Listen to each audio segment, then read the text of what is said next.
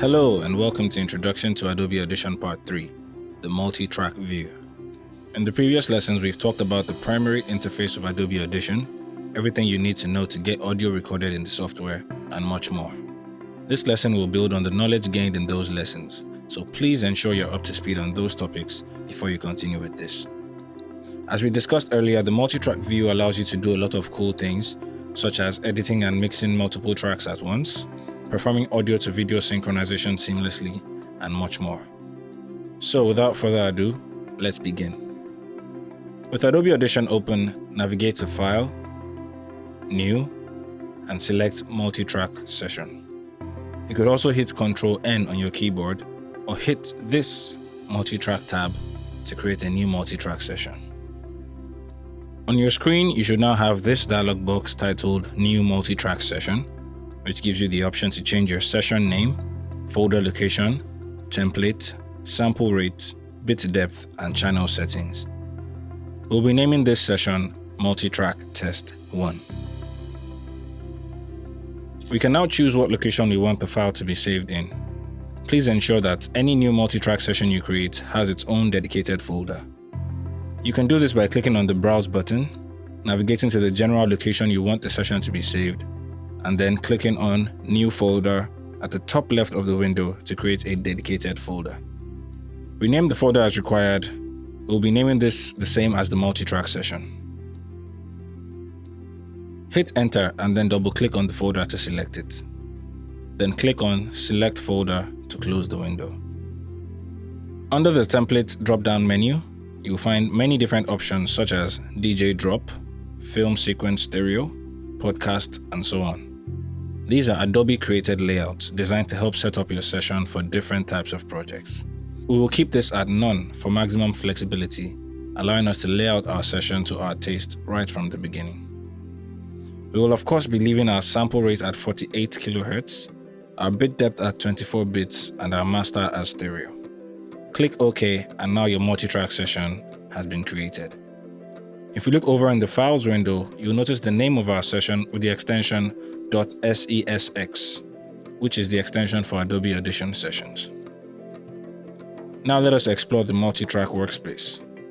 In the Editors window, you'll notice that multiple empty tracks have been created, spanning across a timeline which you can see at the top of the window. The blue button with a red line attached to it shows what point in time you are within your session. Also at the top of the window, you'll observe the buttons Input Outputs, Effects, Send, and EQ, which allow you to alter the settings on each track individually. These will be discussed in depth in subsequent lessons. To the right of these, you'll notice the Toggle Metronome button, which allows you to turn on a metronome for reference while recording or editing. Toggle Global Clip Stretching allows you to change the length of audio clips while maintaining all the information in them. This, however, changes the speed and pitch of your audio and is to be used on special locations. Toggle Snapping will change how audio clips, and the time scroll button will react to other clips when being moved around in your session.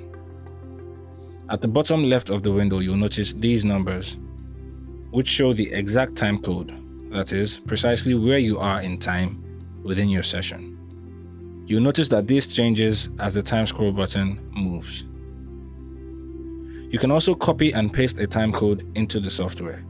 This enables easy inter-software synchronization. At the bottom right are different zoom options. Zoom in amplitude and zoom out amplitude allow you to zoom in vertically on your tracks. You can also do this by pressing the Alt button and scrolling up or down on your mouse.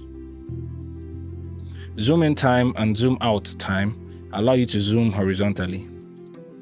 You can also do this by pressing the Control button and scrolling up or down on your mouse. Zoom out full, all axes, brings every clip in your session into view. To understand the zoom in at in point and zoom in at out points, let us make a selection. Click and drag to highlight a section of your multitrack session. Clicking on the Zoom in at Endpoint button will allow you to progressively zoom in on your selection while keeping the beginning of the highlighted region central. Zoom in at Out points will keep the end of the selected region central. Zoom to selection will focus fully on the selected region, keeping only that section in view. Now, let us bring in an audio clip into the session. With track 1 selected, navigate to the Files window and select Open File. Select the audio file you would like to import. We will be using the Adobe Test1 file recorded in the previous lesson. Select the file and click Open, and the file will open up in the waveform view. Select the file in the Files window and then click on Insert into Multitrack and select the name of the session. Your file will now be inserted into the selected track at the point where your time scroll button is located. If we select another track and move the time scroll button, we can click on the Insert into Multitrack button again and observe that the beginning point is different. Now if you click on the play button or hit the spacebar, we can see both audio clips play over each other. This is the magic of the multi-track view and what enables it to be an amazing mixing and synchronization tool. In future lessons, we will discuss editing in the multi-track view. Do follow up with those to continue the process. Remember, learning never stops.